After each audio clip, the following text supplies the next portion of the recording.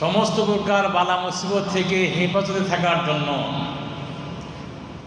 ওই সূরাগুলো পড়ে আল্লাহ রাসূল দু হাতে ফু দিতেন, মাথা মুছতেন, মুখমণ্ডল মুছতেন, শরীরের সামনের ভাগ মুছতেন এবং যতটুকু পিছনে যায় সেই জায়গাগুলো তিনি মুছতেন।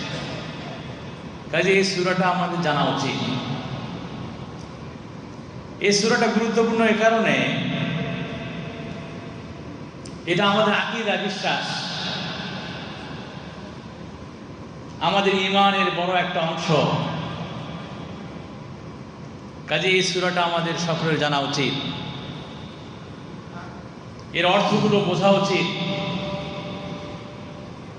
প্রিয় ভাইরা আমার, আমি সেই সূরার কথা বলছি যে সূরা সম্পর্কে বুখারী এবং মুসলিমের মধ্যে হাদিস এসেছে, আল্লাহ রাসূল সাল্লাল্লাহু আলাইহি সাল্লাম বাআসা রাজুলান আলা সারিয়া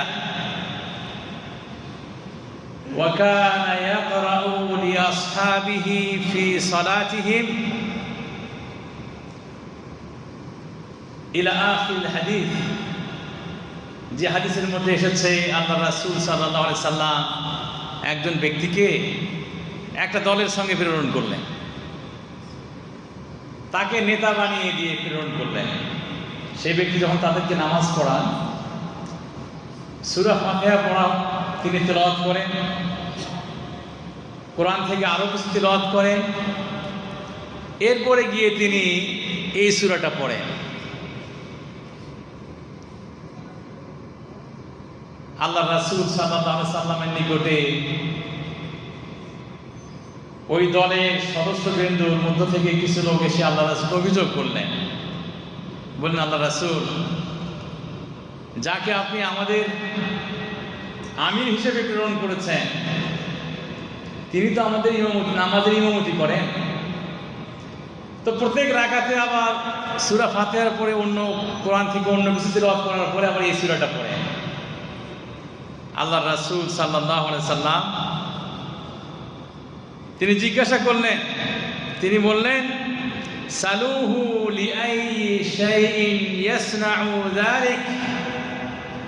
তোমরা তাকে জিজ্ঞাসা করো যে উনি ওরকম করেন কেন, কারণটা কি? সেই ব্যক্তিকে জিজ্ঞাসা করা হলো, তিনি বললেন, লিআন্নাহা সিফাতুর রহমান। ওই সূরাটা আমি এই কারণে পড়ি, ওখানে রহমানের সিফাত, গুণগান আছে,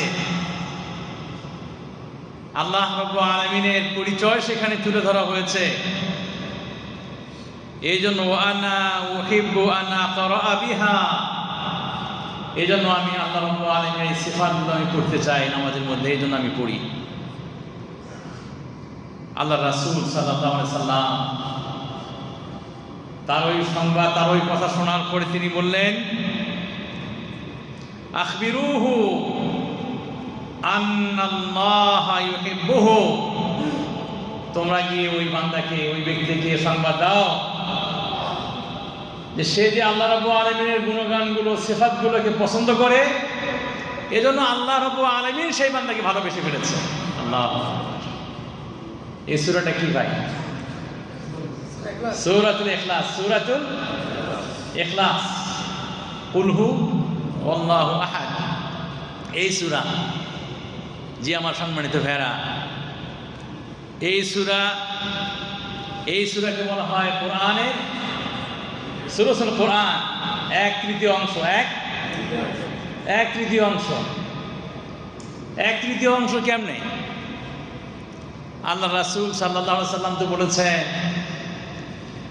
যে ব্যক্তি কোরআন মাজিদ তিলাওয়াত করে, মান কারা হারফাম মিন কিতাবিল্লাহ, যে ব্যক্তি আল্লাহ রাব্বুল আলামিনের কিতাবের একটা হরফ তিলাওয়াত করে, ফালাহু বিহি হাসানা ওয়াল হাসানাতু বিআশরি আমসালিহা।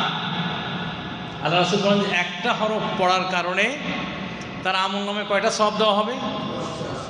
একটা সওয়াব দেওয়া হবে। আর একটা সওয়াব কয় গুণ পর্যন্ত? 10 গুণ পর্যন্ত বৃদ্ধি হবে। এরপরে আল্লাহ রাসূল সাল্লাল্লাহু আলাইহি সাল্লাম বলেন, আমি বলি না আলিফ লাম মিম হারফ, যে আলিফ লাম মিম একটা হরফ, এটা আমি বলি না, বরং আলিফুন হারফুন ওয়া লাম হারফুন ওয়া মিমুন হারফুন।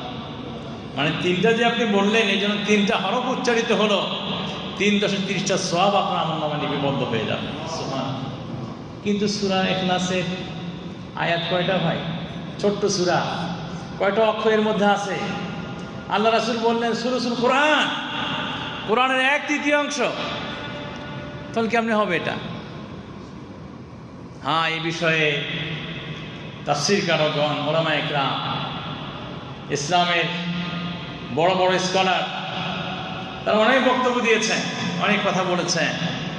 এর মধ্যে সবচেয়ে বিশুদ্ধ মত হচ্ছে যে কোরআনের যে আলোচনা, পুরো কোরআনের যে আলোচনা, এই আলোচনাগুলোকে যদি আপনি ভাগ করেন 3 ভাগে বিভক্ত করা যায়। কয় ভাগে? 3 ভাগে ভাগ করা যায়। 3 ভাগে ভাগ করা, সেটা কি? একটা হচ্ছে কেসেম আকাদি, মানে আকীদাগত বিষয়, একটা কি আকীদাগত বিষয়। আরেকটা হচ্ছে আল আহকাম, হুকুম আহকাম সম্পর্কিত বিষয়। আরেকটা হচ্ছে আল ওয়াদ ওয়াল ওয়াঈদ, মানুষকে জান্নাতের সুসংবাদ দেওয়া, জাহান্নামের আগুন থেকে ভয় প্রদর্শন করা, এটা আরেকটা বিষয়। তাহলে পুরো কোরআনের আলোচ্য বিষয়কে যদি আপনি ভাগ করেন, কয় ভাগে বিভক্ত করতে হবে? 3 ভাগে বিভক্ত করতে হবে। এর প্রথম ভাগ যেটা হচ্ছে আকাদি, বিশ্বাসগত বিষয়। এই বিশ্বাসগত বিষয়টা আলোচনা হয়েছে কার মধ্যে? সূরা ইখলাসের মধ্যে। আল্লাহু আকবার।